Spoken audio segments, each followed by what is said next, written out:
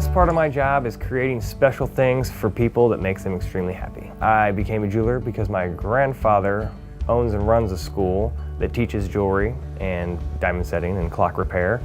My favorite thing to do as a child was to go with my mom to work because, of course, I was an only child and she raised me by herself, so I had to go wherever she went. And so when she went to work, I'd go with her, and my favorite thing to do was to slide around on the floor on chairs and pick up all the little stones that the students had dropped and couldn't find.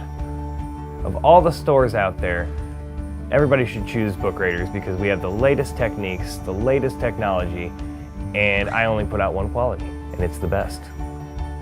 One of the most special things that I've made was a glass ring that was given to a girl by her great-grandfather who passed away, and she broke the shank off of it. She was told by lots of other people that it was not repairable.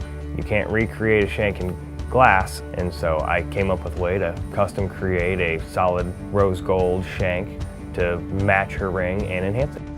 My personal philosophy on repairs is do it right the first time, it keeps the customer happy, and you don't have to do it again.